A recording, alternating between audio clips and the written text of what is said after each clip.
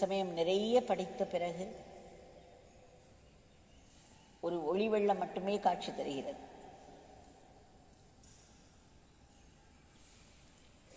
சில சமயம் ஒரே ஒரு லீலையை படிக்கும் பொழுதே ஒரு பேரானந்த உணர்வு உண்டாகிறது. அதனால் பகவானை பற்றிய லீலைகளை நாம் பேசுவதும் கேட்பதும் சிந்திப்பதும் ஒரு பெரிய சாதனை, நாமம் சொல்வதற்கு சமானமான சாதனை. அதில் அத்தனை ஒரு ஆனந்தமும் ஆத்ம பலமும் வருகிறது. இன்றைக்கு நேற்று கூட பார்த்தோம் எப்படி பகவான் அவருடைய ஸ்வயம் பிரகாசத்தை, சுய பிரகாசத்தை காண்பித்தார்.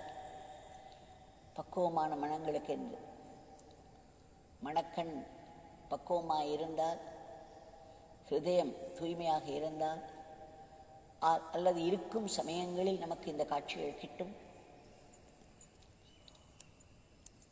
ஹயாத் என்பவர் இங்கிலாந்தில் இருக்கிறார். அந்த காலத்தில் 72களில் முதல் முறையாக அவர் இங்கிலாந்தில் இருந்த பொழுது லண்டனில் ஏதோ ஒரு உடலுக்கு ஏதோ ஒரு அசௌகரியம் காண்பதற்கு ஒரு டாக்டரை காண சென்றார். டாக்டர் சந்திர சர்மா என்று. அவருடைய கிளினிக்கில் அமர்ந்து அவரோடு பேசிக்கொண்டிருக்கும் பொழுது அங்கே ஒரு பெரிய ஃபோட்டோவை பார்த்தாராம். ஸ்ரீ ரமண பகவானின் ஃபோட்டோ. அவரை அது மிகவும் ஈர்த்ததாம். அதன் பிறகு அவரை பற்றி நிறைய கேள்விப்பட்டு அதுவே அவர் திருவண்ணாமலை வருவதற்கும் காரணமாய் அமைந்தது. திருவண்ணாமலைக்கு வந்து ரமணாசிரமத்தில் அவர் தங்கியிருந்தார். அப்பொழுது அவருக்கு திருவண்ணாமலை பற்றி ஒன்றும் தெரியாது. அப்பொழுது வெண்டல் என்பவர் ஒரு அமெரிக்க நண்பர், அவரையும் கேத்தி என்ற ஆஸ்திரேலியாவிலிருந்து வந்த ஒருவர், இன்னொரு சுவிட்சர்லாந்து, இப்படி சில நண்பர்கள் அவருக்கு அறிமுகமாகிறார்கள்.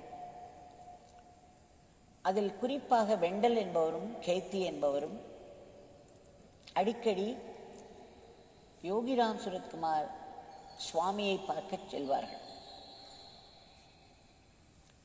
இவர்கள் எல்லோரும் சுவாமி சுவாமி என்றுதான் அழைக்கிறார்கள் பகவானை. அவரை காண சென்று செல்வார்களாம். அவர்கள் மூலமாக இவருக்கு சிறிது சிறிதாக நம் பகவானை பற்றி தெரிய வருகிறது. அதற்கு பிறகு ஒரு நாள் வெடிகாலையில், காலை வேளைகளில் வெடிகாலையில் அவர்கள் நடந்து செல்கின்றனர் சுவாமியை காண்பதற்கு. 72கள் எல்லாம் அவருக்கு வீடு எதுவும் கிடையாது. அருணாச்சலேஸ்வரர் கோவில், சில இடங்கள், தேரடி மண்டபம், முக்கியமாக எல்லாவற்றையும் விட பாத்திரக்கடைகளின் வாசல்கள். பிறகு மலை மேல் சில இடங்களுக்கு சென்று அமர்வாராம் பகவான். அவர் மலை மேல் செல்லும் பொழுது அப்படி ஒரு லாவகமாக விரைவாக தாவி தாவி செல்வது கண்கொள்ளா காட்சியாக இருக்குமா. அவருக்கு போட்டி போட்டுக்கொண்டு இவர்களால் செல்ல முடியாதான். இவர்களெல்லாம் வெளிநாட்டினர்கள். அப்பொழுது அவர்களுக்கு ஏற்ற அனுபவங்களை எல்லாம் சொல்லியிருக்கிறார்கள், எழுதியிருக்கிறார்கள். இவருடைய ஒரிஜினல் பெயர் டயானா. இவரும் சேர்ந்து அவர்களோடு சென்ற பொழுது அந்த விடிகாலை வேளையில் அந்த பாத்திரக்கடையில் ரொம்பவும் மங்கலாக ஒரு விளக்கு எரிந்து கொண்டிருந்தது. வாசலில் ஒரு பிளாட்ஃபார்மில் யோகிஜி அமர்ந்திருந்தார். அவருடைய பாஷையில் சொல்கிறேன். இவர்கள் போன உடனே பகவானுக்கு ஒரே சிரிப்பு. இவர்களை வரவேற்று உபசரித்து உட்கார வைத்தார். அப்பொழுது அவர்கள் இந்த டயானாவை இங்கிலாந்திலிருந்து வந்திருப்பவர் என்று அறிமுகப்படுத்தி வைத்தார்கள். பகவானுடைய ஒரு கூரிய பார்வை ஒரு நிமிடம் அவரை துளைத்து சென்றதா. அதன் பிறகு இஸ் இட் என்று கேட்டார். அவர் சொல்கிறார், அவர் அடிக்கடி இஸ் இட் என்று கேட்பார்.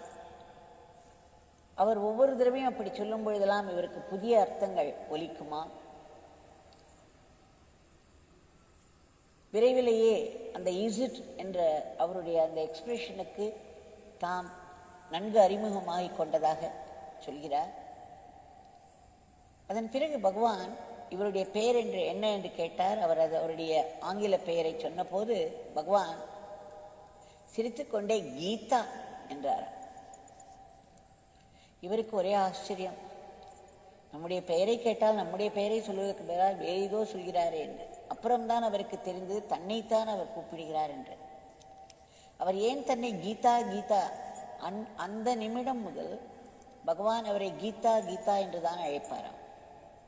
அதனால் அவருடைய பெயர் கீதா ஜோன்ஸ் என்று ஆகிவிட்டது. அதன் பிறகு அவருடைய நண்பர்கள் எல்லோருமே அவரை கீதா என்று அழைக்க ஆரம்பித்தார்களாம். அவர்தான் பகவானை அந்த நாட்களில் 72களில் 108 போட்டோஸ் எடுத்தவர். அவர் அன்றைக்கு எடுக்கவில்லையானால் நமக்கு மிக மிக அரிய படங்கள் கிடைப்பதற்கு சாத்தியமே இல்லை. பகவான் லேசில் போட்டோ எடுக்க விடுபவர் அல்ல. எத்தனையோ முறை நண்பர்கள் எல்லோரும் அவரை போட்டோ எடுக்க வெவ்வேறு சமயங்களில் முயன்ற போதெல்லாம் அந்த போட்டோவை டெவலப் பண்ணி பார்த்தால் அது பிளாங்காக இருக்குமா, பகவானுடைய படமே விழுந்திருக்காது. அதே போல் அவருக்கு தெரியாமல் அவர் பேசுவதை ரெக்கார்ட் செய்ய விரும்பியவர்கள் எல்லோரும் ஒன்றும் ரெக்கார்ட் செய்ய, ஒன்றும் அது ரிப்பேர் ஆகிவிடும், இல்லை அது திரும்ப போட்டு பார்த்தால் ஒன்றுமே இருக்காது. பலருக்கு பலவிதமான அனுபவங்கள். அன்றைக்கு சுவாமி என்ன செய்தாரா, அவருடைய பாக்கெட்டில் கையை விட்டு ஒரு சிகரெட்டை எடுத்து, கீதா இதை எடுத்துக்கொள் என்றாராம். அவர்களுக்கு ஒரே அதிர்ச்சி. ஏனென்றால் அவர் எப்படியோ இந்த புகைப்பிடிக்கும் பழக்கத்துக்கு ஆளாகி இருந்தார். இது எப்படி இவருக்கு தெரிந்தது? உடனே பகவான் இன்னொரு சிகரெட்டை எடுத்து அவர் பற்ற வைத்து கொண்டாராம். கீதாவை பார்த்து, நீங்களும் என்னோடு சேர்ந்து புகைப்பிடிக்கலாம் என்று சொல்லிவிட்டு வெண்டல் கேத்தியவர்களெல்லாம் பார்த்து, இன்றைக்கு நாங்கள் இருவரும் சேர்ந்து உங்கள் அனைவருக்காக புகைப்பிடிக்கப் போகிறோம். புகைப்பிடித்தல் என்பது சாதாரண புகைப்பிடித்தல் அல்ல என்று எல்லோருக்கும், பகவானுடைய பக்தர்கள் அனைவருக்கும் தெரியும். இது தந்தையின் பணி என்று பகவான் சொல்வார். The cosmic work, my father's work, பிரபஞ்ச பணி, என் தந்தையின் பணி என்று சொல்வார். அவர் புகைப்பிடிக்கும் பொழுது அங்குள்ளவர்களின் பிரச்சனைகள் சேர்ந்து எரியும், அங்குள்ளவர்களின் கர்மங்களும் சேர்ந்து எரியும். இப்படியே சொல்கிறார். இன்றைக்கு இந்த பிச்சைக்காரன் தனியாக எல்லோருக்காகவும் புகைப்பிடிக்கப் போவதில்லை, கீதா அவர்களும் என்னோடு சேர்ந்து இந்த புகைப்பிடிக்கப் போகிறார்கள், உங்கள் எல்லோருக்காகவும் என்று வேறு சொல்கிறார். ஒரு சாதாரண விஷயம், மக்கெல்லாம் பழக்கமில்லை, அதுவும் பெண்கள் புகைப்பிடித்து பழக்கமே இல்லை. ஆனால் இவருடைய சந்திப்பு இதில் தான் ஆரம்பிக்கிறது. ஒரு எவ்வளவு பெரிய கைங்கரியத்தை செய்துவிட்டார் கடைசியில். நம்மால் நினைத்து பார்க்க கூட முடியாது. அந்த காலத்தில் 72களில் பகவான் ஒரு பெரிய நெருப்பு, கட்டுக்குள் அடங்காத ஒரு புயல் காற்றாக இருந்தவர். அவரை 108 படங்களில் அவர் எட்டி பிடித்து விட்டார். இன்றைக்கு இந்த 2018 நினைவு மலர் வந்ததல்லவா, அதில் முழுக்க முழுக்க கீதா ஜோன்ஸ் எடுத்த போட்டோக்கள் தான். பகவான் மிகவும் ஒல்லியாக இருக்கிறார். அந்த காலத்தில் அவருக்கு சாப்பிடுவதற்கு கிடைப்பது ரொம்பவும் கஷ்டம். அவ்வளவு ஒல்லியாக இருப்பதை பார்க்கிறோம். ஒரு பெட்ஷீட் ஒன்றை அவர் போர்த்தி கொண்டிருப்பார். அவர் சொல்கிறார், தலையில் கொட்டாங்கச்சியை வைத்துக்கொண்டு, அதில் இருக்கும் அந்த போட்டோ இருக்கிறது, தலையில் கொட்டாங்கச்சியை கவிழ்த்து வைத்துக்கொண்டு அந்த மலைக்கு அருகிலே பகவான் அப்படி ஒரு நடனம் ஆடினாராம். சுழன்று சுழன்று அந்த கொட்டாங்கச்சி கொஞ்சம் கூட கீழே விழவில்லை, அசையவில்லை என்கிறார். நாம் கரகாட்டம் அது இதெல்லாம் பார்க்கிறோம். எந்த ஆட்டமும் இன்றி அந்த கொட்டாங்கச்சி கூட அவருடைய தலையில் அமைதியாக உட்கார்ந்திருந்ததா. அவர் சுழன்று கொண்டிருந்தாராம். கொட்டாங்கச்சி அமைதியாக அசையாமல் உட்கார்ந்து கொண்டிருந்ததாம் அவருடைய தலை. அதில் ஒரு போட்டோவை நாம் பார்க்கிறோம் இந்த புத்தகத்தில். பார்க்க பார்க்க பகவானை பார்த்து கொண்டே இருக்கலாம். அத்தனை ஒரு அழகு, அத்தனை ஒரு நளினம், இத்தனைக்கும் தலையெல்லாம் பறந்து இருக்கிறது. அவர் என்ன அலங்காரம் செய்து கொண்டார்? நெற்றியில் அவர் விபூதியை இட்டுக் கொண்டதில்லை, எந்த ஒரு மார்க்கும் கிடையாது. பரட்டை தலை, அழுக்கு உடை, கிழிந்த ஆடைகள், ஏதோ ஒரு பழைய ஷால் ஒன்று அல்லது ஒரு போர்வை, எல்லாவற்றையும் தாண்டி பகவானுடைய தெய்வீகம் மிளிர்ந்து கொண்டிருக்கிறது. கீதா அவர்கள் சொல்கிறார்கள், அந்த படங்களை எல்லாம் பிறகு டெவலப் செய்து பிரிண்ட் போட்டால் நிறைய படங்களில் பகவானை சுற்றி ஆரா என்று சொல்வார்கள், ஒரு ஒளி வட்டம் தெரிந்ததாம்.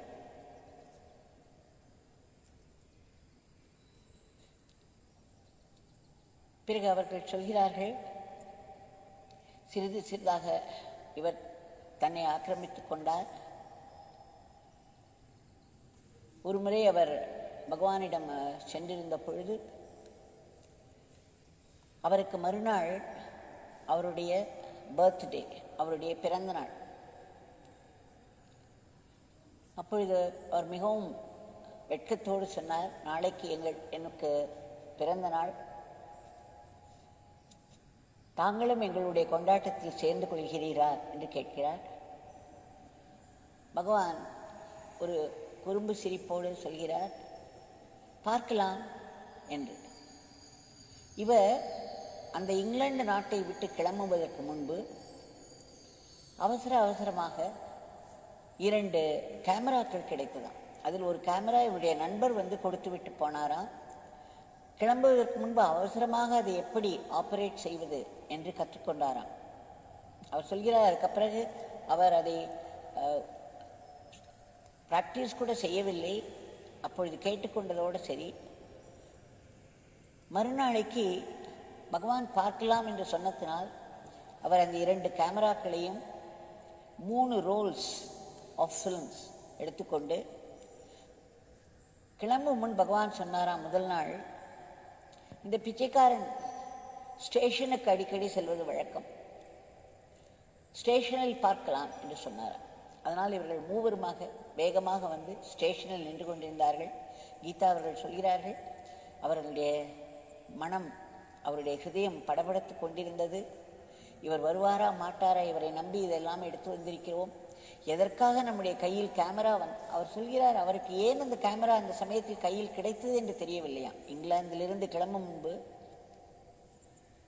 அவர் இவற்றையெல்லாம் எடுத்து வைத்துக் கொண்டார். ஏன் எடுத்து வைத்துக் கொண்டிருக்கிறோம் என்றும் தெரியாது. ஏதோ ஒரு உந்துதல், தானாகவே ஒருவர் அதை கொடுத்து விட்டு வேறு போனார். இதெல்லாம் இறைவனுடைய ஒரு அமைப்பாக அவருக்கு தெரிகிறது. அன்றைக்கு வந்தவுடனே அவர் கொண்டிருந்தார். அதுவரையிலும் இவர் மிகவும் விளையாட்டாக பேசுவாராம். பகவான் நிறைய சிரிப்பாராம். ஒரு நண்பர் போல பழகுவாராம். இடையிடையே புகைப்பாராம். ஒரு கூர்மையான ஒரு பார்வை, ஒரு தலையசைவு. அப்பொழுதெல்லாம் கையில் ஒரு மயிர்பீலி கட்டு வைத்திருப்பாராம். சில சமயம் அந்த மயிர்பீலி கட்டிலிருந்து ஒரே ஒரு மயிலிறகை எடுத்து அதை அசைத்து அசைத்து அசைத்து ஒவ்வொருவருடைய தலையின் மேலும் ஆசீர்வாதம் செய்வார். சில சமயம் தன் கையில் இருக்கும் விசிறியை எடுத்து அவர்கள் மேல் வீசி வீசி ஆசீர்வாதம் செய்வார். அவர் அந்த மயில் கட்டோடு அப்படி அவர் நடந்து வருவதை இவர் பார்த்தார்.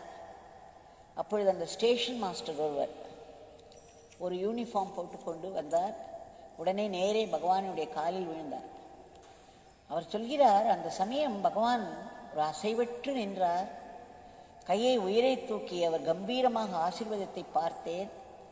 அதை அவர் போட்டோ எடுத்திருக்கிறார். அது அதில் இருக்கிறது, இந்த புத்தகத்தில் இருக்கிறது. அப்பொழுதுதான் நம்முடன் சிரித்து சிரித்து ஒரு குழந்தை போல் விளையாடி பேசிக்கொண்டிருந்த சுவாமி ஆசீர்வாதம் செய்யும் பொழுது எப்படி ஒரு கம்பீரமாக, ஒரு பெரிய சக்கரவர்த்தியாக, ஆன்மீக சக்கரவர்த்தியாக கம்பீரமாக பின்னாடி இருக்கும் அந்த மலையின் இன்னொரு உருவமாக இவருக்கு தெரிந்தாராம். அவர் அதை ஃபோட்டோ பிடித்திருக்கிறார். அதன் பிறகு பகவான் நேரே இவர்களிடம் வந்தார். வந்தவுடன் கீதா என்று கூப்பிட்டார். ஓ, இன்றைக்கு உனக்கு பிறந்த நாள் அல்லவா, இந்த பிச்சைக்காரனிடம் கொடுப்பதற்கு ஒன்றுமே இல்லையே என்று கூறி வருந்தியதை போல் கூறினாராம். பிறகு தன்னுடைய அடுக்கடுக்காக இருந்த அந்த போர்வைக்குள்ளே கையை விட்டு வெளியில் ஏதோ எடுத்தாராம். 2 தாமரை மொட்டுக்களாம், ரோஸ் கலரில் இருக்கக்கூடிய 2 தாமரை மொட்டுக்களை கொடுத்து, இதுதான் இந்த பிச்சைக்காரனிடம் கொடுப்பதற்கு இருக்கிறது என்று இவர் கையில் வைத்தாராம். அதை கையில் வைக்கவில்லையா, அவர் சொல்கிறார், இவர் கையை விட்டு எடுத்து அந்த தாமரை மொட்டுக்களை பார்த்த உடனே இவருடைய உடல் சிலிர்த்ததாம், இவருடைய மனம் நெகிழ்ந்து விட்டதாம், ஏதோ உருகி கொண்டிருந்ததாம் உள்ளே. சுவாமி சற்றும் யாரும் எதிர்பாராமல் அந்த 2 தாமரை மொட்டுக்களையும் இவருடைய பாதத்தில் வைத்தார். இவர் சொல்கிறார், ஏதோ ஒன்று உள்ளே வெடித்தது, எனக்கு கண்ணீர் ஆராய் பெருகியது. என்னால் நம்பவே முடியவில்லை, சுவாமி எனக்கு இப்பேற்பட்ட ஒரு பிறந்த நாளை கொடுப்பார் என்று. என் வாழ்க்கையில் மறக்க முடியாத ஒரு பிறந்த நாள் அது என்று சொல்கிறார். அதன் பிறகு சுவாமி பல இடங்களுக்கு சென்றாராம். ஒவ்வொரு சமயம் திரும்பி, இதை நீ ஃபோட்டோ எடுக்கலாம், அதை நீ ஃபோட்டோ எடுக்கலாம் என்று சொல்வாராம். சில சமயம் பேசிக்கொண்டிருக்கும் பொழுதே ஒரு நிமிஷம் அப்படியே ஸ்டில் ஆகி விடுவார், அசைவற்று நிற்பாராம். அதற்கு முன்னால் அவளுக்கு சைகை கொடுப்பாராம். அதன் பிறகு அப்படியே அசைவற்று நின்று விடுவாராம். அவர் அப்படி செய்த பொழுதெல்லாம் அந்த போட்டோக்களில் அவரை சுற்றி அந்த பின்னாடி ஒளிவட்டம் தெரிகிறது. அவர் ஆசீர்வதிக்கும் பொழுதெல்லாம் அந்த ஒளிவட்டம் தெரிகிறது என்று அவர் சொல்கிறார். அன்றைக்கு வெவ்வேறு இடங்களில் பகவான் வேகமாக வேகமாக நடப்பாராம். இவர்கள் போட்டி ஓடி ஓடி ஓடிதான் அவரோடு செல்ல முடியுமா இருக்குமா. அதன் பிறகு பகவான் அவர்களை இந்த மலை மீது அழைத்து செல்கிறார். அப்பொழுது கீதா அவர்கள் சொல்கிறார், அவர் எப்படி ஒரு ஆடுக்கு மலை மேலே ஏறுவதற்குரிய கால அமைப்பு இருக்கும், அது அத்தனை அழகாக தாவி தாவி செல்லுமா. நம்மாலெல்லாம் அந்த மாதிரியான ஒரு கிரிப்போடு செல்ல முடியாது. அன்றைக்கு பகவான் நிம்பிள் ஃபுட்டட் அப்படி என்று சொல்கிறார் ஆங்கிலத்தில். அத்தனை லாவகமாய் தன்னுடைய காலை வைத்து வைத்து அவர் வேகமாக நடந்து சென்றார். நாங்கள் பின்னாடி கஷ்டப்பட்டு அவரோடு செல்ல முடிந்தது. கடைசியில் ஒரு இடத்தில் வந்து எல்லோரும் அமர்ந்த பிறகு மறுபடியும் பகவான் அந்த மயிலிறகை தூக்கி அவருக்கு ஆசீர்வதித்தார். அதற்கு கீழே பறந்து விரிந்து கிடந்தது திருவண்ணாமலை.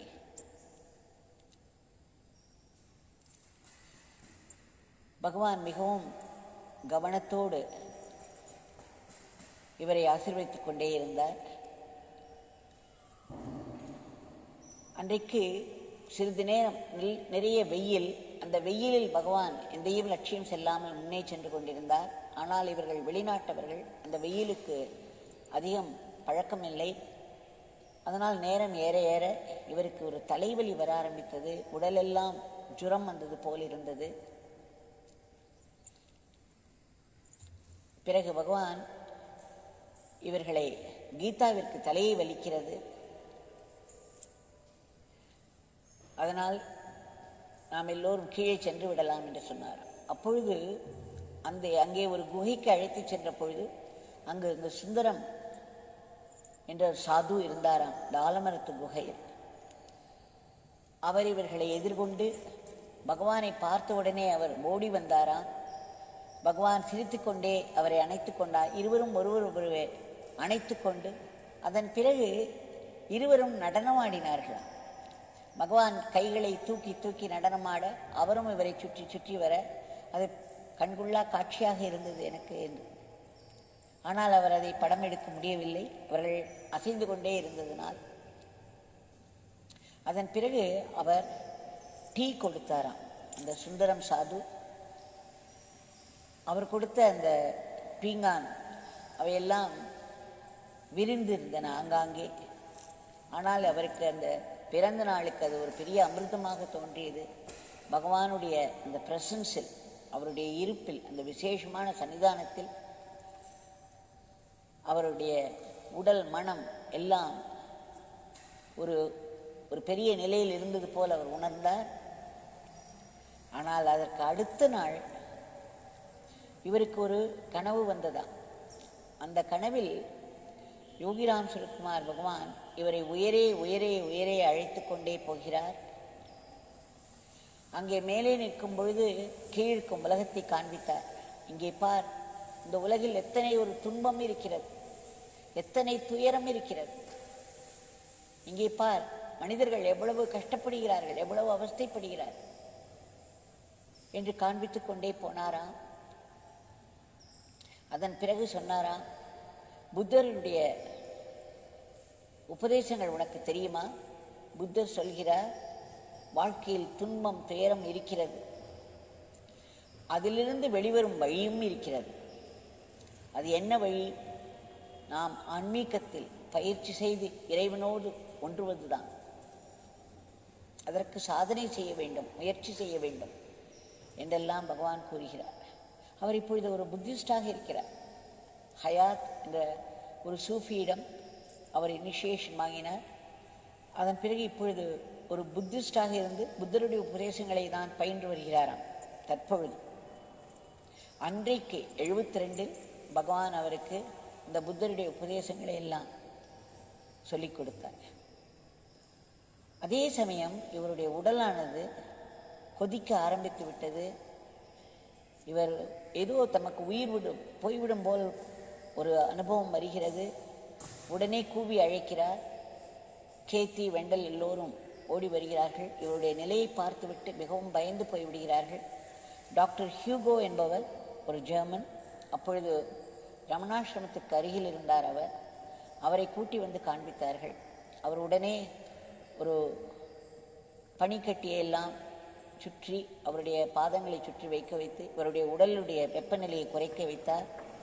பிறகு அவர் அமர்ந்து இவருக்கு சிகிச்சை செய்து கொண்டிருந்தார். அப்பொழுது கீதா அவர்கள் சொல்கிறார்கள்,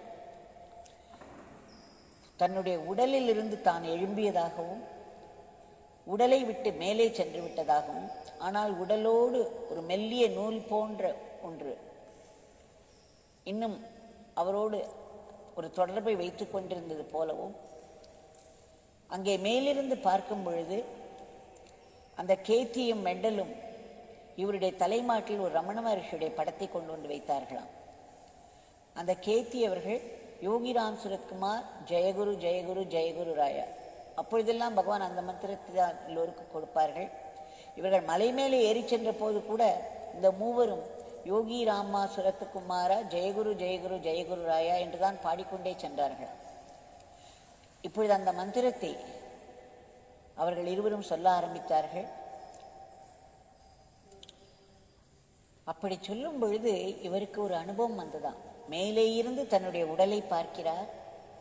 அந்த உடல் அசைவற்று ஏதோ உயிர் பிரிந்து கொண்டு தான் அதிலிருந்து பிரிந்து மேலே வந்து விட்டார், உயிராக நிற்கிறார். அப்பொழுது ரமண மகரிஷியுடைய படம், யோகிராம் சுரத்குமார் அவர்களுடைய உருவம் இரண்டும் அவர் கண்களுக்கு தெரிகிறது. படம் என்னவோ ரமண மகரிஷியுடையது தான், ஆனால் யோகிராம் சுரத்குமாருடைய உருவம் அவர் கண்களுக்கு தெரிகிறது. அந்த உருவம் தக தகவென்று தங்கமயமாக இருக்கிறதா. இப்பொழுது 2-3 நாட்களாக அதை பார்த்து வருகிறோம் அல்லவா. இவருடைய அனுபவம் தங்கமயமாக இருக்கிறது. பிறகு ரமண மகரிஷியும் தங்கமயமாக இருக்கிறது. இருவரும் ஒன்றாகி விடுகிறார்கள். அது ஒரே ஒரு உருவம் அப்படியே தங்கமயமாக ஒளிர்கிறது. அதை அவர் பார்த்து கொண்டிருக்கும் பொழுதே இவருடைய மனதில் ஒரு அமைதி, பரபரப்பெல்லாம் நீங்கி, பலவிதமான உணர்வுகளும் நீங்கி, ஒரு ஸ்டில்னஸ் என்று சொல்வார்களே அந்த மாதிரியான ஒரு நிலைக்கு இவர் தள்ளப்படுகிறார். அதன் பிறகு பார்த்தால் அவர் திரும்ப உடலுக்கு வந்து விடுகிறார். உடலுக்கு வந்த பிறகு அவருக்கு படிப்படியாக குணமாகி விடுகிறது. அப்பொழுது அவர் கூட இருந்த கேத்தி சொல்கிறார், நீ உடல் சரியில்லாமல் இருந்த பொழுது, படுத்து கொண்டிருந்த பொழுது டாக்டர் ஹியூகோ உனக்கு சிகிச்சை கொடுத்து கொண்டிருந்தார். அப்பொழுது திடும் என்று 2 கைகளையும் நீட்டி நீ சொன்னாய், உலகத்தில் இத்தனை துன்பங்கள் இருக்கிறது, துயரங்கள் இருக்கிறது என்று சொல்லி யோகிராம் சுரத்குமார் என்று சொன்னாய். அதன் பிறகு இந்த துன்பங்கள் எல்லாம் என்னிடம் வந்துவிடட்டும், என்னிடம் வந்துவிடட்டும், அவர்களுக்கு விடுதலை கிடைக்கட்டும், இதை நான் ஏற்றுக்கொள்கிறேன், இந்த துன்பத்தை நான் ஏற்றுக்கொள்கிறேன் என்று சொன்னாய். அதன் பிறகு மிகவும் மோசமான நிலையை உன் உடல் அடைந்தது. உயிர் பிரிந்து விடுமோ என்று நாங்கள் எல்லாம் பயந்தோம். சிறிது நேரத்திற்குள் மறுபடியும் உன் உடலில் அசைவுகள் தோன்றியது. அதன் பிறகு நீ கண்ணை திறந்து பார்த்தாய், உடல் அமைதியாகிவிட்டது என்று சொன்னார்களாம். கீதா அவர்கள் சொல்கிறார்கள், முதல் நாள் பகவானுடைய சக்தி விசேஷத்தில் அவருடைய சன்னிதானத்தில் அமர்ந்திருந்தது இவ்வளவு ஒரு பெரிய அனுபவத்தை மறுநாள் அவருக்கு கொடுத்தது. அதில் மிகுந்த துன்பம் இருந்தது, அதே சமயம் மிகுந்த இன்பமும் இருந்தது. ஏதோ ஒரு பெரிய நிலைக்கு சென்று ரமணரையும் யோகிராம் சுரத்குமாரையும் ஒன்றாக ஒரு உருவமாக தங்கமயமாக ஒரு ஒளி வெள்ளமாக பார்த்து அவருடைய மனதில் ஒரு அமைதி நிலவ ஆரம்பித்தது என்று கூறுகிறார். அவர் அன்றைக்கு 108 படங்கள் எடுத்தது எவ்வளவோ பெரிய தவம் அவருக்கு.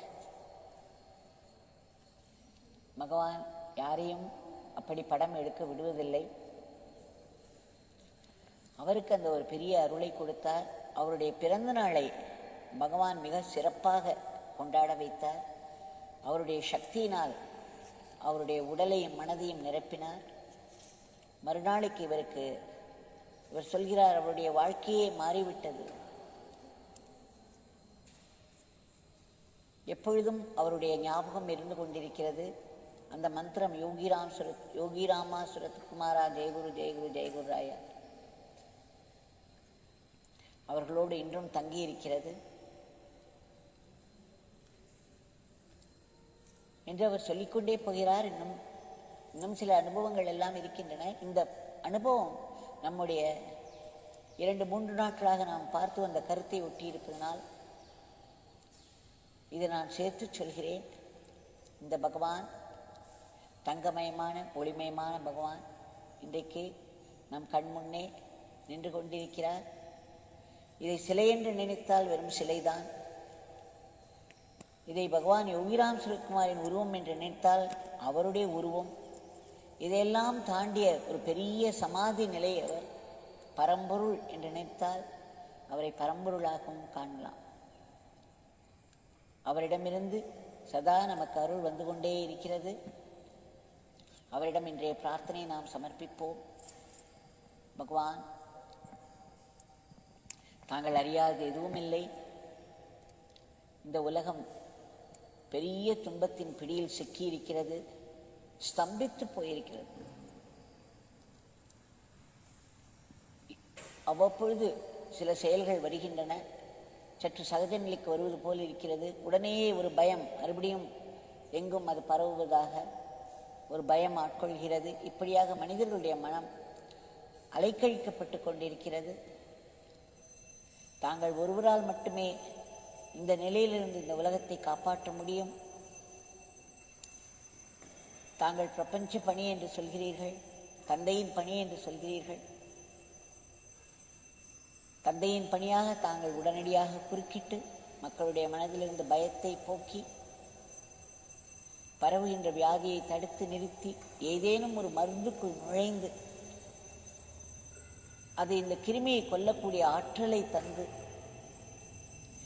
இந்த உலகத்தை இந்த கொடிய நோயின் பிடிவிலிருந்து விடுவித்து மீண்டும் சகஜ நிலைக்கு திருப்ப வேண்டும்.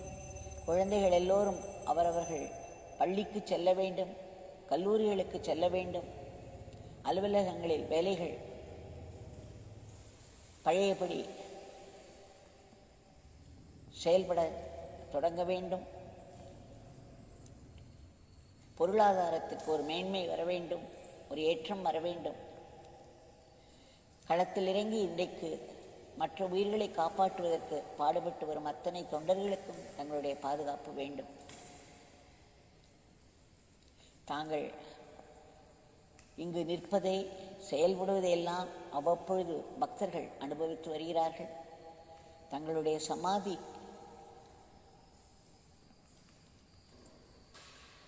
எப்படி ஒரு சக்தி நிறைந்த இடமாக இருக்கிறது என்று அங்கு வந்து வேண்டும் பக்தர்களுக்கெல்லாம் அனுபவமாய் தெரிகிறது. ஸ்ரீ மோகன்ஜி சொல்கிறார், இந்த சமாதி என்பது கோவில்களில் கும்பாபிஷேகம் நடத்தி அவ்வப்பொழுது அந்த ஐடல் என்று சொல்வோம் அல்லவா, அந்த சிலைகளுக்கு ஏற்கனவே இன்ஸ்டால் பண்ணியிருக்கிற அந்த எனர்ஜிக்கு ஒரு ரெஜுவனேஷன், ஒரு புதுப்பித்து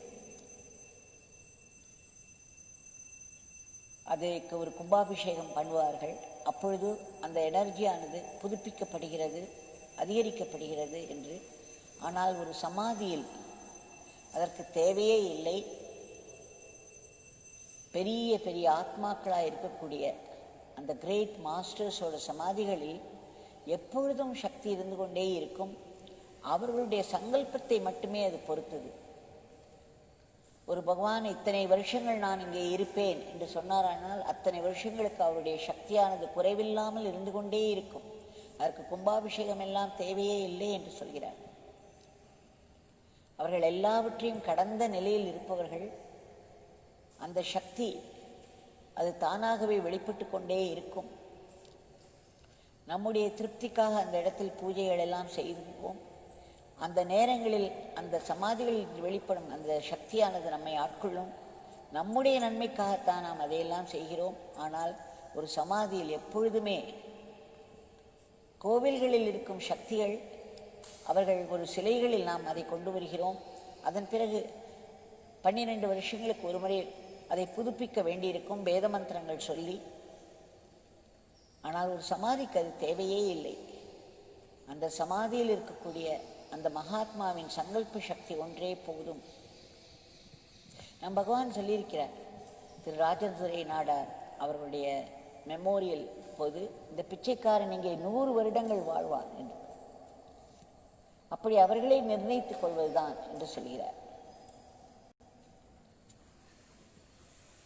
அந்த பகவானிடம் 2 காட்சிகளை பார்ப்போம். அவருடைய பேரருள் எப்படி வேலை செய்திருக்கிறது என்று பார்ப்போம். தெவிட்டாத ஆனந்தம், அவருடைய லீலைகளை கேட்பது, அதை மற்றவர்களுக்கு சொல்வது, அதை அனுபவித்து அந்த நேரத்தில் அதை நாம் வாழ்வது ஒவ்வொரு க்ஷணம். திரு ராஜதங்கம் சென்னை இங்கு வருவார். அவருடைய மனைவியோடு, அவருடைய பெண்ணோடு வருவார். அடிக்கடி வருவார். மிகவும் எப்பொழுதும் உற்சாகமாகவே இருக்கும். நான் நினைத்துக் கொள்வேன், எப்பொழுது பார்த்தாலும் அப்படி ஒரு சிரிப்பு இருக்கும் அவருடைய முகத்தில். மிகவும் உற்சாகமாக இருப்பார்.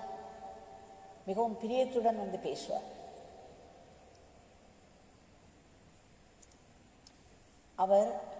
அவருடைய வாழ்க்கையில் நடந்த ஒரு முக்கிய நிகழ்ச்சியை பற்றி சொன்னார். அவர் பாத பூஜை செய்ய வந்திருந்தார். ஒரு முறை இங்கு பலமுறை வந்திருக்கிறார், பலமுறை பாத பூஜை செய்திருக்கிறார். அந்த சமயம் அவருடன் அவர் தாய், தந்தை, என்னுடைய அம்மா, அப்பா என்று மிக மிக பிரியமாக ஆத்மார்த்தமாய் கூறும் இருவரும் வந்திருந்தார்கள். ஒரு தம்பதிகள் வந்திருந்தார்கள். இவர்கள்தான் என்னுடைய அம்மா, இவர்கள்தான் என்னுடைய அப்பா என்று கூறினார். அப்பொழுது அது 10வது காட்டேஜ். பாத பூஜை முடிந்து இந்த பாதங்களை நாங்கள் அந்த இடத்தில் வைத்த பிறகு அங்கு உட்கார்ந்து அவர்களை பற்றி சொல்லும்படி கேட்டேன். அப்பொழுது அவர் சொன்னார், அது தவிர அவர் அதை பற்றியும் எழுதியிருக்கிறார். அவர் சொன்னார், சிறுவயதிலேயே தாய் போய்விட்டதால் அந்த தாய்க்காக இவர் மனம் ஏங்குமா. இந்த குழந்தை ராஜதங்கம் தாயின் அன்பு அரவணைப்பு இல்லாமல் ஏங்கி ஏங்கி அழுவாராம். மிகவும் சங்கடமான நிலையில் தாயினுடைய கல்லறைக்கு பக்கத்தில் சென்று படுத்துக் கொள்வாராம். அவருடைய தந்தையார் மறுமணம் செய்து கொண்டு இவரை கவனிக்காமல் விட்டுவிடுகிறார். தந்தையும் இல்லாமல் தாயும் இல்லாமல், தந்தை இருந்தும் இல்லாமல் தாயும் இல்லாமல் மிகவும் ஏக்கத்திலேயே வளர்கிறது இந்த குழந்தை.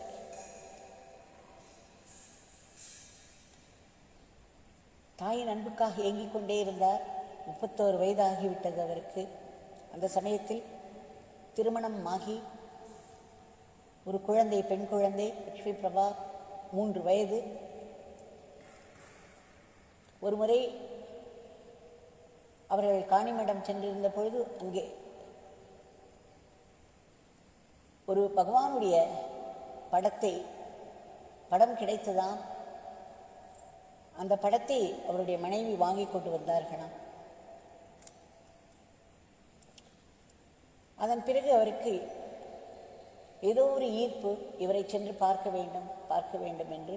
பிறகு அவர் தன் மனைவியை அழைத்து கொண்டு, இந்த 3 வயது குழந்தையையும் அழைத்து கொண்டு சன்னதி தெரு வீட்டுக்கு வருகிறார். காலை 8 மணி முதல் அங்கேயே நின்று கொண்டிருக்கிறார். எல்லோரும் சொன்னார்கள், அங்கிருந்தவர்கள், சுவாமியை கூப்பிட்டால்தான் உள்ளே செல்ல வேண்டும் என்று. அதனால் சுவாமி வந்து கூப்பிடுவார் என்று நினைத்து கொண்டு அங்கேயே நின்று கொண்டிருந்தாராம். 9 மணி, 10 மணி, 11 மணி, யார் யாரோ உள்ளே சென்றார்கள், வெளியே வந்தார்கள். இவர் கூப்பிடுவதற்காக காத்து கொண்டிருந்தார். இது ஒரு தவம்.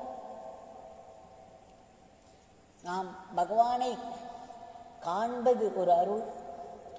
அவருடைய ஆசீர்வாதங்களை நேர்முகமாய் பெற்றுக்கொள்வது ஒரு அருள். அவரை காண வேண்டும் என்று நாம் காத்திருக்கிறோம் அல்லவா, அது பேரருள், அது ஒரு தபஸ். சுவாமி அடிக்கடி சொல்வார், அவர்கள் காண வருபவர்கள் ஒரு தவம் செய்ய வேண்டும் என்று. அவர் கோர தபஸ் செய்து அல்லவா இந்த இறை சக்தியை பெற்றார்.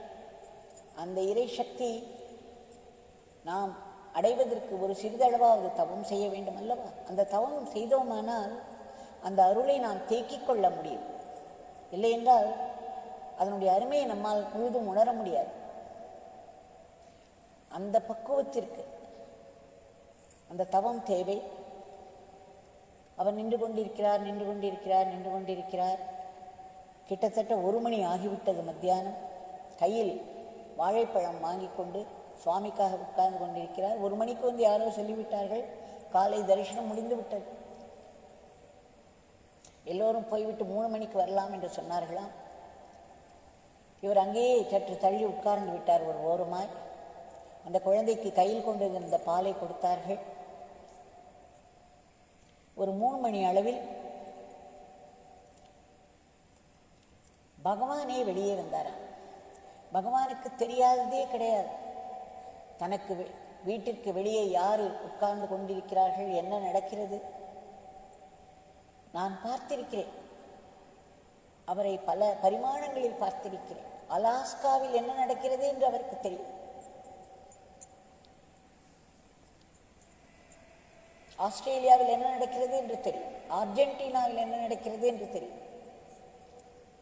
நாம் கையில் இருக்கும் டார்ச்சை, ரொம்ப இருண்ட இடத்தில் ஒரு டார்ச்சை எடுத்துக்கொண்டு போய் அதன் ஒளியை எதன் மீது செலுத்தினாலும் அங்கு இருக்கும் பொருள் நமக்கு தெள்ளத் தெளிவாக தெரிகிறதல்லவா. அந்த மாதிரி அவர்களுடைய மனதை எதன் மேல் வைக்கிறார்களோ அதை பற்றிய அத்தனை உண்மைகளும் அவர்களுக்கு தெரிந்துவிடும். சுவாமிக்கு தெரியாமல் இல்லை ராஜ தங்கத்தை எதற்காகவோ அப்படி காத்திருக்க வைத்தார். அந்த தவம் அவருக்கு தேவையாய் இருந்திருக்கும். அந்த தவத்தினால் பெரும் பலன் கிட்டியிருக்கும். அவருடைய மனத்திற்கு ஒரு பக்குவத்தையும் கொடுத்திருப்பார். பிறகு பகவானே எழுந்து வெளியே வந்து இப்படி சுற்றுமுற்றும் பார்க்கிறார். அதன் பிறகு உள்ளே சென்று விட்டு இந்த மதியம் கூட்டத்தில் இந்த குழந்தையை வைத்துக் கொண்டிருக்கிறார்களே அவர்களை உள்ளே அனுப்பிட்டு இவர்களைத்தான் முதலில் கூப்பிடுகிறார்.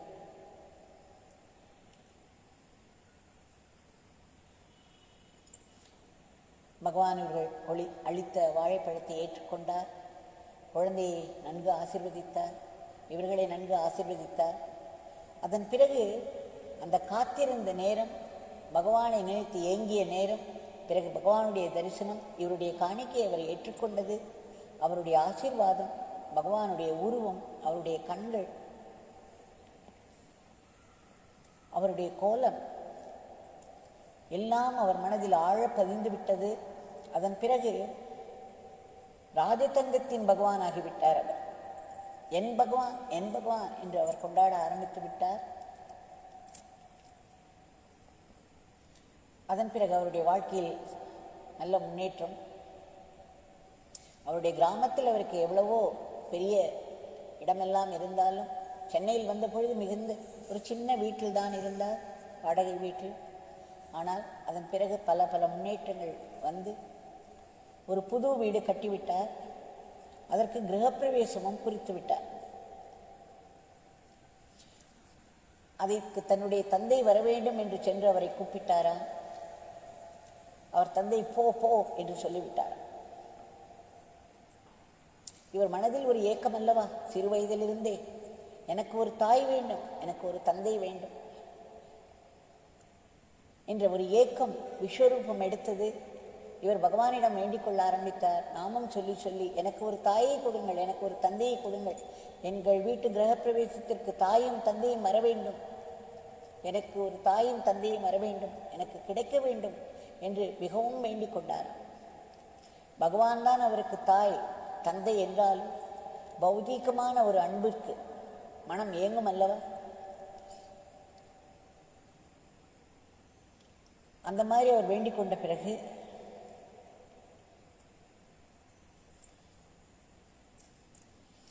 அவர் யாரையாவது இந்த கிரகப்பிரவேசத்திற்கு அழைக்க வேண்டும் என்று அவர் சென்று கொண்டிருந்த பொழுது எனக்கு ஒரு தாய் தந்தை கிடைக்க வேண்டும், அந்த மாதிரி நான் ஒருவரை கூப்பிட வேண்டும், அவர்கள் என்னுடைய வீட்டிற்கு வர வேண்டும் என்றெல்லாம் வேண்டிக் கொண்டே போனவர். அவருடைய வேலை காரணமாக பல பேர்களை அவர் சந்திப்பது வழக்கமாகும்.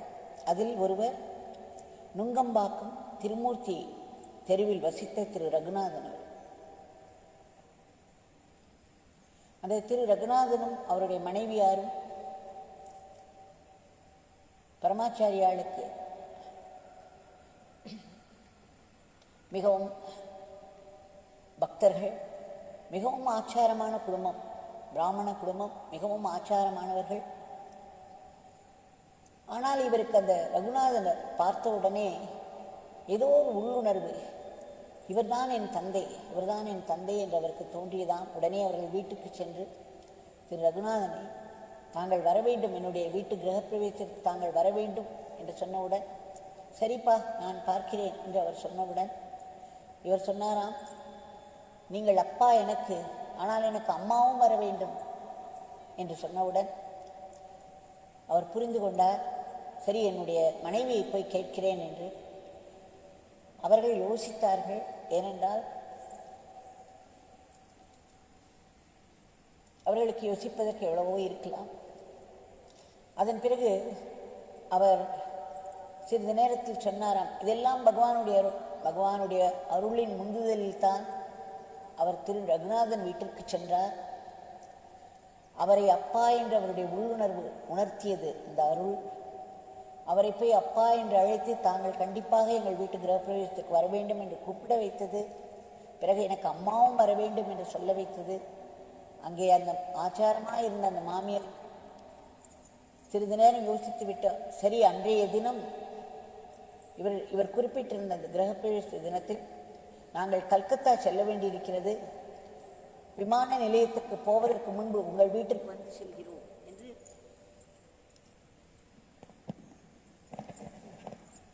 ஒத்துக்கொண்டார்கள். அதன் பிறகு அன்றைக்கு பெரும் மழை பெய்துதான். இன்றைக்கு சென்னையில் பெய்வது போல் பெருமழை. அவர்கள் இருவரும், இவருடைய அன்பு அவர்களை ஆட்கொண்டது, பகவானுடைய அருள் அவர்களை ஆட்கொண்டது. அவர்கள் இருவரும் விமான நிலையம் போகும் வழியில் அந்த பெருமழையில் காரை நிறுத்தி இவர்கள் வீட்டிற்குள்ளே சென்றார்கள். அங்கு போன உடனே அவர்கள் கேட்டார்களாம், என்னது கிரகப்பிரவேசம் என்று சொல்கிறீர்கள், கணபதி ஹோமம் இல்லையா என்று கேட்டார்களாம். ராஜதங்கம் சொன்னாராம், எனக்கு பகவான் தான் எல்லாம், பகவானுடைய நாமம் தான் எல்லாம்,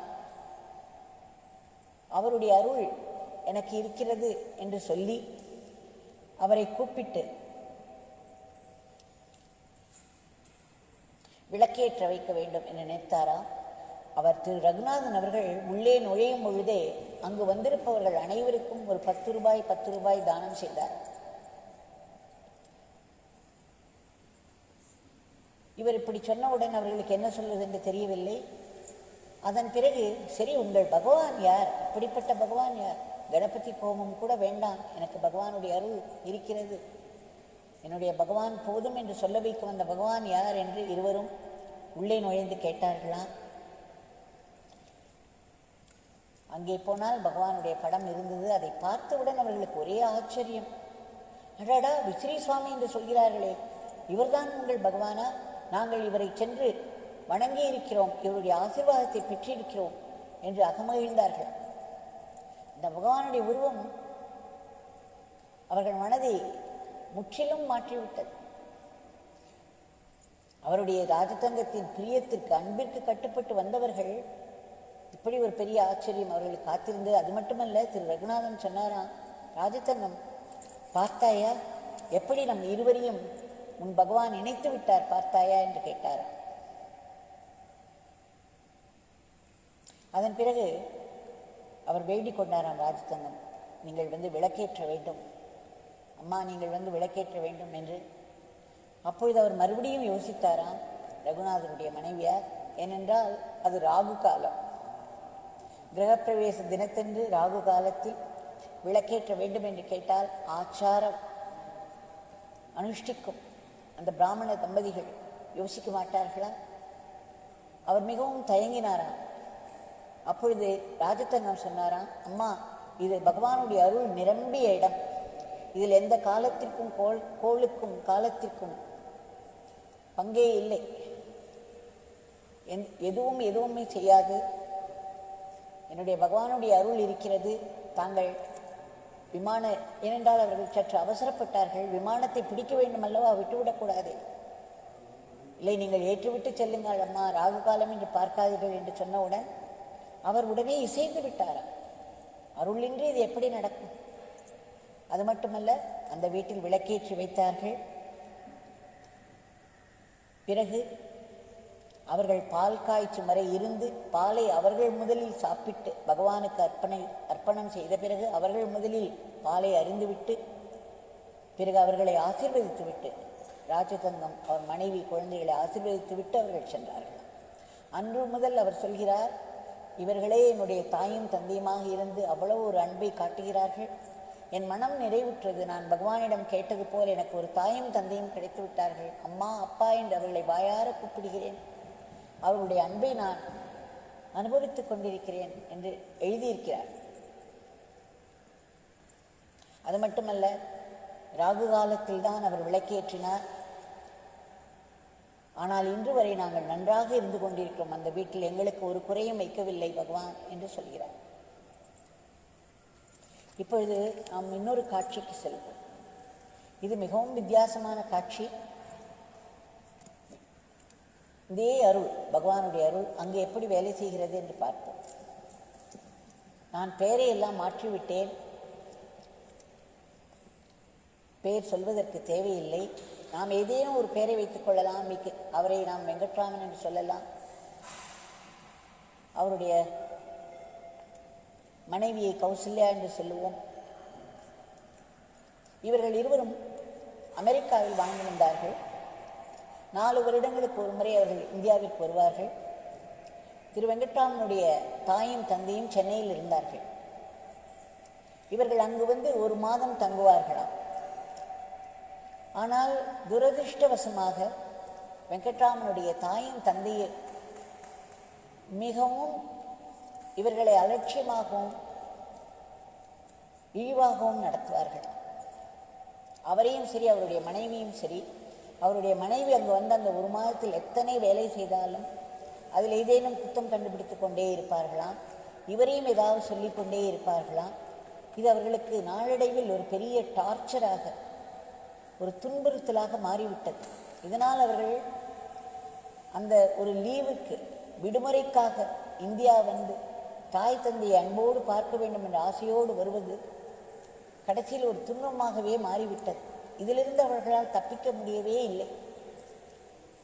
கடைசியில் ஒரு நாள் அந்த மாதிரி ஒரு முறை வந்த பொழுது இவர்களை வெளியே போக விட மாட்டார்கள். எந்த ஒரு கோவிலுக்கோ இல்லை இன்னொரு இடத்திற்கோ சென்னையிலிருந்து அவர்கள் எங்கும் செல்ல முடியாதான்.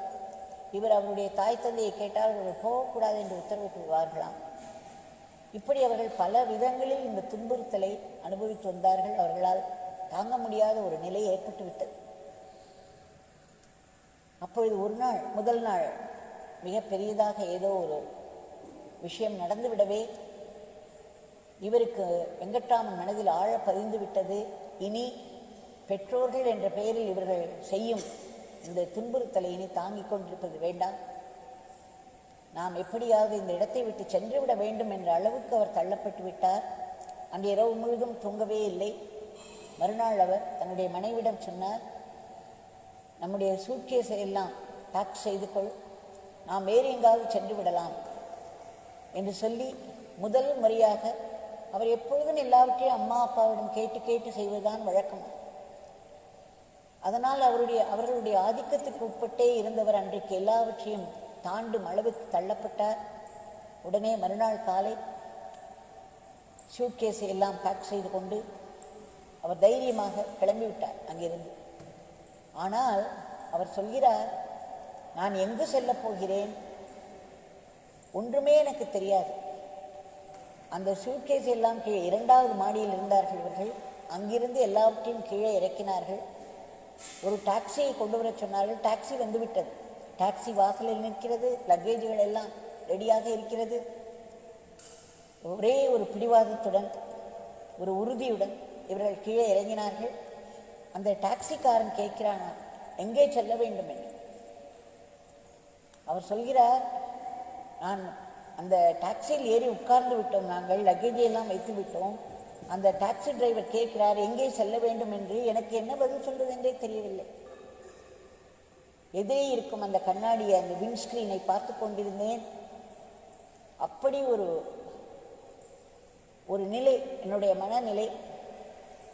அப்பொழுது ஒரு பட்டாம்பூச்சி அந்த வழியாக வந்தது. அது நேரே இவருடைய காரை விட்டு சென்றது. அதை பார்த்த உடனேயே இவருக்கு வாயிலிருந்து திருவண்ணாமலை என்று வந்துவிட்டது. இவருக்கு பகவானை பற்றி நிறைய படித்திருக்கிறார் அந்த சமயத்தில், யோகிராம் சுரத்குமார் பகவானை பற்றி. அதனால் அந்த வண்ணாச்சி பூச்சியை பார்த்தவுடன் அவருக்கு நம்முடைய பகவானின் ஞாபகம் வந்துதான். உடனே திருவண்ணாமலைக்கு செல்லலாம் என்று சொல்லிவிட்டார். அவர் சொல்கிறார், அது சொன்ன பிறகு மனம் நிம்மதியாகிவிட்டது எனக்கு. அப்படி ஒரு அலைபாய்ந்து கொண்டு, அப்படி ஒரு குழப்பத்தில் எங்கு செல்வது என்று மலைத்து போய் நின்று கொண்டிருந்த அந்த நேரத்தில் ஒரு பட்டாம்பூச்சியாக பகவான் வந்து எனக்கு ஒரு வழிகாட்டினார். நான் திருவண்ணாமலை என்று சொன்னேன். அதன் பிறகு மனம் சாந்தியாகிவிட்டது. உடனே நாங்கள் நேரே திருவண்ணாமலைக்கு வந்தோம். அந்த இரவு வேளையில் சேஷாத்ரி ஆசிரமத்தில் தங்கினோம். அடுத்த நாள் விடிகாலை ஒரு 5 மணி அளவில் அவர்கள் இங்கு வந்தார்கள். நம்முடைய ஆசிரமத்திற்கு பிரதானந்திற்கு வந்தார்கள். நான் அவர் வந்தவுடன் அவர்களை பார்த்தேன். அவர்கள் மிகவும் அடக்கத்துடன் இருந்தார்கள். கைகூப்பி வணங்கினார்கள். அதன் பிறகு அவரை நான் சொன்னேன், நீங்கள் போய் இந்த சுற்றி வாருங்கள், பகவானை சுற்றி வாருங்கள், அங்கே சமாதி மந்திரது, பகவானை போய் சுற்றி வாருங்கள் அங்கே என்று சொல்லி அனுப்பினேன். அந்த ஆரத்தி நேரம் வந்த பொழுது நான் அவரிடம் சொன்னேன், நீங்கள் ஆரத்தி செய்யுங்கள். அவர் விக்கித்து போய் நின்று விட்டார். அம்மா, நான் மிகவும் பெரிய பாபி, என்னை ஆரத்தி செய்ய சொல்லாதீர்கள், என் கைகளால் நான் ஆரத்தி செய்ய விரும்பவில்லை என்றெல்லாம் சொன்னார். அவர் கண் கலங்கியது. ஆனால் நான் சொன்னேன், இல்லை, எனக்கு பகவான் உங்களைத்தான் காட்டுகிறார், உங்களுக்குத்தான் அப்பொழுது அந்த தகுதி இருக்கிறது என்ற அர்த்தம், நீங்கள் தான் இதை செய்ய வேண்டும், தயவு செய்து வந்து செய்யுங்கள் என்று அவரை வற்புறுத்தி அழைத்து சென்றேன். அவர் ஆரத்தி செய்தார். அழுது கொண்டே செய்தார். ஆரத்தி செய்த பிறகு அந்த இதெல்லாம் முடித்த பிறகுதான் என்னிடம் வந்து அவர்களுடைய கதையை சொன்னார்கள். இந்த மாதிரி நாங்கள் பகவான் எங்களுக்கு வழிகாட்டினார். அப்பொழுது அவர் சொன்னார், முதலில் ஒரு வண்ணத்தி பூச்சி வந்தது, உடனே எனக்கு அது பகவானை அடையாளம் காட்டியது. நான் திருவண்ணாமலை என்று கூறிவிட்டேன். நாங்கள் திருவண்ணாமலை வரும் வரையில் அத்தனை வண்ணத்து பூச்சிகளை பார்த்தோம். நம்பவே மாட்டீர்கள். இரண்டாக வரும், அப்புறம் 3ஆக வரும், அப்புறம் கூட்டம் கூட்டமாக வண்ணத்து பூச்சிகளை பார்த்து கொண்டே வந்தோம். மிகவும் ஆச்சரியமாக இருந்தது. நிறைய வண்ணத்தி பூச்சிகளை நாங்கள் வழியில் பார்த்து கொண்டே வந்தோம். எனக்கு உடனே பகவான் தான் எனக்கு வழிகாட்டுகிறார், நாம் சரியான வழியில் போய்கொண்டிருக்கிறோம். ஒரு திக்கற்ற நிலையில் என்ன செய்வது என்று தெரியாமல் முழித்து கொண்டிருக்கையில் இப்படி ஒரு அருள், இப்படி ஒரு அடையாளம் காட்டி வழிகாட்டுதல் நடந்தது என்று அவர் வியப்போடு சொன்னார். இன்றைக்கு நான் இங்கு வந்த பிறகு நாம் என்ன காரியம் செய்துவிட்டோம், நாம் செய்தது தவறா என்ற ஒரு பெரிய குழப்பத்தில் நான் பாப்பி என்று நினைத்து கொண்டிருந்தேன். ஆனால் நீங்கள் என் அருகே வந்து என்னை ஆரத்தி அல்லவா காட்டச் சொல்லிவிட்டீர்கள். இது எப்பேற்பட்ட ஒரு வழிகாட்டுதலை, எப்பேற்பட்ட ஒரு அருளால் பகவான் என்னை ஆட்கொண்டுகிறார் என்று அவர் இருவருமே மனமுருகி சொன்னார்கள். அதன் பிறகு அவர்களுடைய இந்த தாய் தந்தையை பற்றி சொன்னார்கள். உடனே அவர்களுக்கு 2 நாம நோட்டுகள் எடுத்து கொடுத்து, நீங்கள் நாமம் எழுதுங்கள், இந்த ஒரு பிரார்த்தனை செய்து கொள்ளுங்கள், உங்கள் பெற்றோர்களுக்கும் உங்களுக்கும் நடுவே ஒரு நல்ல சுமூகமான உறவு இருக்க வேண்டும், அவர்கள் உங்களை துன்புறுத்தக்கூடாது, மாறாக அன்போடும் பாசத்தோடும் நடத்த வேண்டும் என்ற ஒரே ஒரு பிரார்த்தனையோடு இதை எழுதி வாருங்கள். நீங்கள் ஒரு 3/4 வாசி எழுதும் போதே பல விஷயங்கள் மாறிவிடும் என்று அவர்களுக்கு, ஏனால் அதை நாங்கள் தினம் தினம் பார்த்து கொண்டிருக்கிறோம். இங்கே பகவானுடைய அருள், அவருடைய நாமத்தின் மூலம் எப்படியெல்லாம் பக்தர்களுடைய வாழ்க்கையில் லீலைகளை செய்து கொண்டிருக்கிறது. அவர்கள் மிகவும் சந்தோஷப்பட்டு அதை வாங்கி கொண்டார்கள். அவர்கள் சென்று விட்டார்கள். அதன் பிறகு 2 வருடங்கள் நான் அவர்களை பற்றி, அவர்களிடமிருந்து எந்த ஒரு செய்தியும் வரவில்லை. அவ்வப்பொழுது எனக்கு அவர்கள் ஞாபகம் வரும்பொழுதெல்லாம், சரி பகவான் இருக்கிறார், பகவானுடைய நாமம் இருக்கிறது, அவர்கள் அதை எழுதினால் கண்டிப்பாக அவர்களுக்குரிய பலன் கிடைக்கும் என்று பேசாமல் விட்டுவிட்டேன். அதன் பிறகு மீண்டும் அவர்கள் வந்தார்கள். அப்பொழுது சொன்னார்கள்,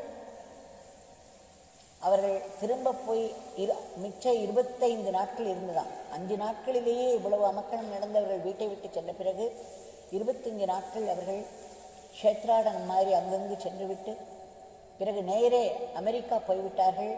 தாய் தந்தரை பற்றி நினைக்கவில்லை, அங்கே போகவும் இல்லை. அதன் பிறகு அங்கே போய் கிட்டத்தட்ட 1 மாதம் கழித்து தான் அவர் எழுத ஆரம்பித்தாராம். இருவருமே, அவரும் அவர் மனைவியும் பகவானுடைய நாமத்தை எழுத ஆரம்பித்தார்களா. அதன் பிறகு கிட்டத்தட்ட 8 மாதங்கள் கொஞ்சம் கொஞ்சமாக எழுதி ஒரு 60% எழுதிவிட்டார்கள். அப்பொழுதுதான் அவர் ஒரு நாள் அவருடைய தந்தையாருக்கு ஃபோன் செய்தாராம். அவருக்கு பெரிய ஆச்சரியம் காத்திருந்துதான். அவர் தந்தை அன்போடு பண்போடு பேசினாராம். அவருடைய தாயும் பரிவோடு பேசினாரா. இவருக்கு ரொம்பவும் சந்தோஷம். பிறகு அவர்கள் முழுவதும் எழுதி முடிப்பதற்கு ஒரு 1.5-2 வருடம் ஆகிவிட்டது. அதன் பிறகு அவர்கள் வந்தபோது அவருடைய அம்மாவும் அப்பாவும் மனம் மாறி அவர்களை வரவேற்றார்களாம். அதன் பிறகு எல்லாமே மாறி இருந்தது. நான் சுவாமியிடம் என்ன வேண்டிக் கொண்டேனோ அந்த நிலைக்கு கிட்டத்தட்ட வந்துவிட்டது. இது சுவாமியுடைய நாமத்தின் பெருமையின்றி வேறு எதுவும் இல்லை. எங்களுக்கு அவரை பற்றி நாங்கள் நினைக்காத நேரத்தில் கூட அவர் வந்து பட்டாம்பூச்சியாக எங்களுக்கு வழிகாட்டி எங்களை தகுந்த ஒரு இடத்திற்கு அழைத்து வந்து அவருடைய கோவிலில் அவருக்கு எங்களை வழிபாடு செய்ய வைத்து அவருடைய நாமத்தை எழுத வைத்து அவருடைய அருளால் எங்களுடைய வாழ்க்கையை மாற்றிவிட்டார்கள். எங்களுக்கு பெற்றோர்கள் மீண்டும் கிடைத்தனர் என்று அவர் எழுதியிருக்கிறார். இந்த 2ம் கிட்டத்தட்ட ஒரே மாதிரி இருந்தாலும் ஒரே பகவானுடைய அருள். இருவருமே அவர்களுடைய பெற்றோர்களை ஏதோ ஒரு விதத்தில் இழந்து, அவர்களுடைய அன்பை இழந்து தவித்தவர்கள். பகவான் எப்படி அவர்களுக்கு வழிகாட்டி தன்னுடைய அருளை காட்டி வாழ்க்கையை மாற்றி அமைத்தார் என்று பார்க்கிறோம். பகவானுடைய அருள் எப்பேற்பட்ட விசித்திரங்களை செய்கிறது. அந்த அருளை நம்பி அல்லவா நாம் மூச்சு விடுகிறோம். நம்முடைய மூச்சும் பேச்சும் யோகி ராம் சுரத்குமாராக ஆக வேண்டும், நம்முடைய குருநாதராக ஆக வேண்டும் என்று நாம் ஆத்மார்த்தமாய் மீண்டும் மீண்டும் வேண்டிக் கொள்வோம். இன்றைய